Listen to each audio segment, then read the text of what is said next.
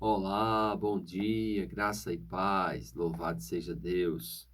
Neemias, capítulo 2, versículo 11, diz o texto: Cheguei a Jerusalém, onde estive 3 dias. Então, à noite, me levantei e uns poucos homens comigo. Não declarei a ninguém o que meu Deus me pusera no coração para eu fazer em Jerusalém. Não havia comigo animal algum, senão o que eu montava. De noite, saí pela porta do vale, para o lado da fonte do dragão e para a porta do monturo, e contemplei os muros de Jerusalém, que estavam assolados, cujas portas tinham sido consumidas pelo fogo. Passei à porta da fonte e ao açude do rei, mas não havia lugar por onde passasse o animal que eu montava. Subi à noite pelo ribeiro e contemplei ainda os muros. Voltei, entrei pela porta do vale e tornei para casa. Não sabiam os magistrados aonde eu fora, nem o que fazia, pois até aqui não havia eu declarado coisa alguma, nem aos judeus, nem aos sacerdotes, nem aos nobres, nem aos magistrados, nem aos mais que faziam a obra. Então lhes disse: Estais vendo a miséria em que estamos, Jerusalém assolada e as suas portas queimadas? Vinde, pois, e reedifiquemos os muros de Jerusalém e deixemos de ser opróbrio. E lhes declarei como a boa mão do meu Deus estivera comigo, e também as palavras que o rei me falara. Então disseram: Disponhamo-nos e edifiquemos, e fortaleceram as mãos para a boa obra. Versículo 19.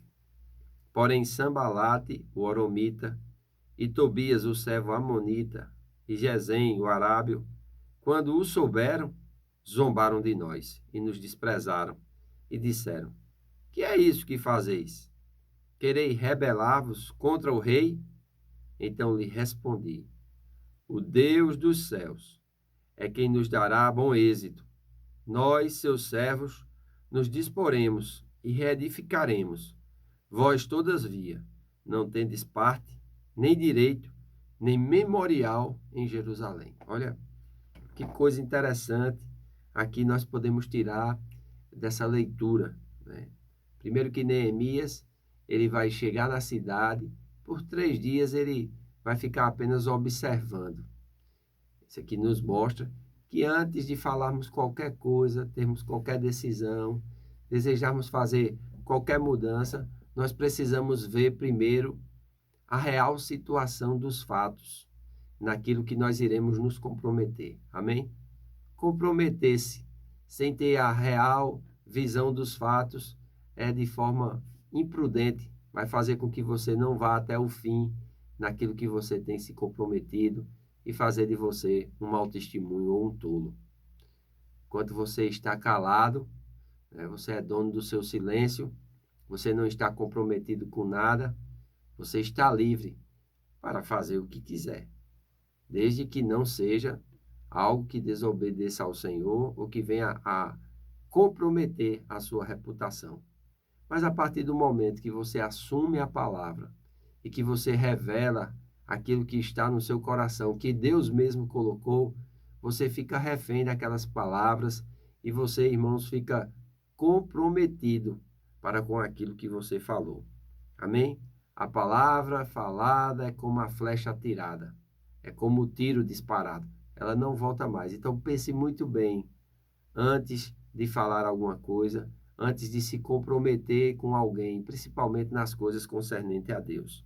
Nós vemos aqui que ele chegou em Jerusalém, né? E como um líder sábio, Neemias se absteve de compartilhar suas ideias com o povo até estar bem informado sobre os diversos assuntos e, sem dúvida, ter analisado as implicações dos mesmos com profunda oração.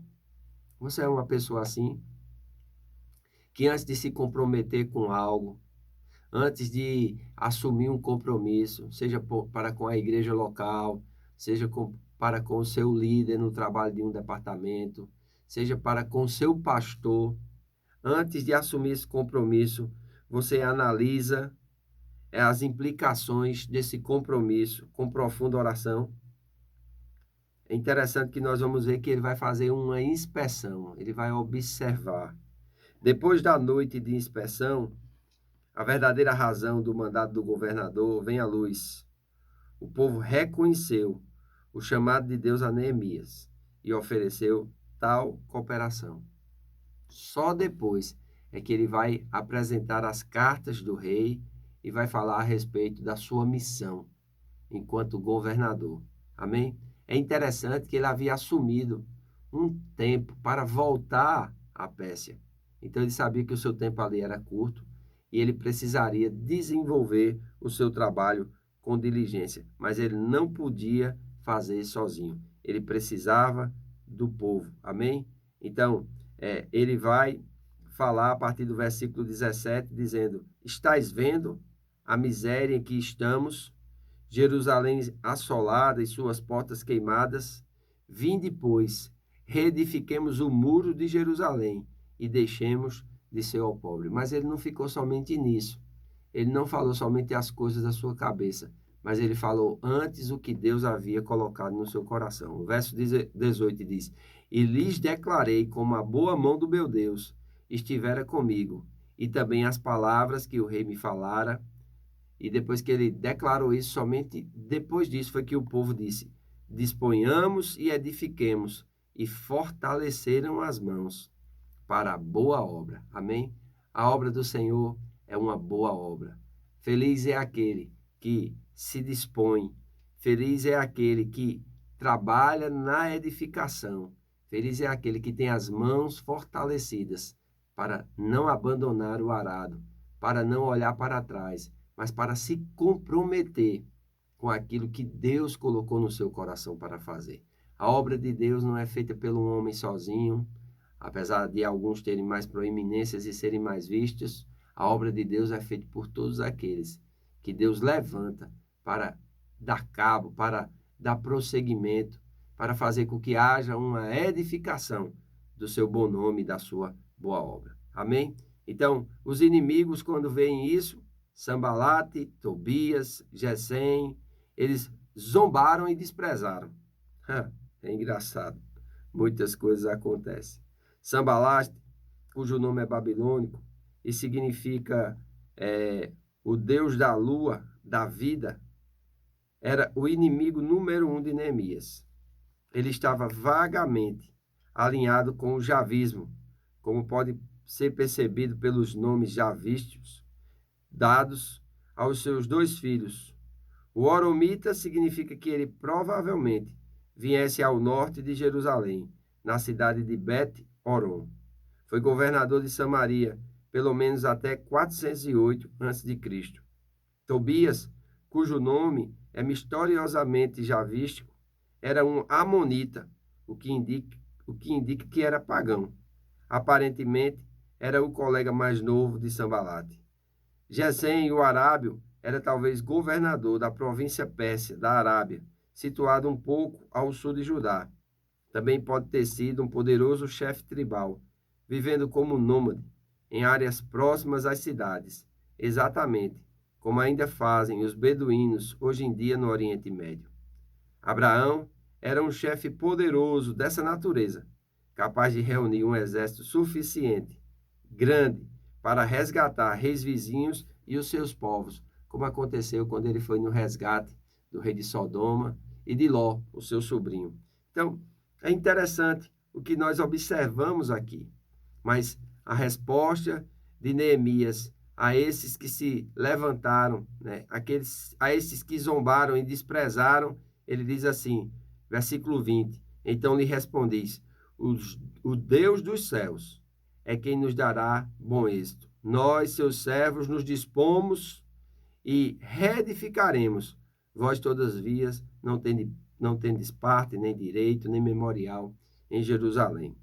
Amém? Ao invés de discutir com eles, Neemias afirma a soberania de Deus, declarando que esses líderes já não possuem nenhum direito cívico, legal ou religioso em Jerusalém. Amém? Eles não fazem parte da história do povo de Deus. Eles não vão ter memorial na cidade de Deus, porque eles desprezam a Deus com o seu comportamento, com a sua índole má e vil.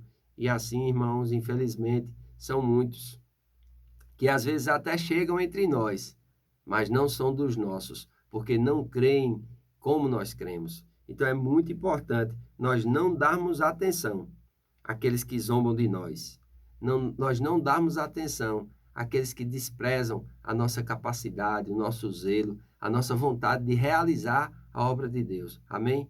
E precisamos entender que quem nos dá força para edificar a obra, quem nos dá poder para ir adiante, é o Senhor nosso Deus, e a Ele toda a honra, toda a glória, todo o louvor. Amém? Se você não é inscrito no canal, se inscreva, acione os sininhos das notificações para receber os próximos vídeos. Curta, comente, compartilhe. Fazendo assim, você nos ajuda a levar o Evangelho a mais pessoas. Faço votos por tua prosperidade e saúde, assim como tua alma prospera. Que Deus te abençoe e até amanhã.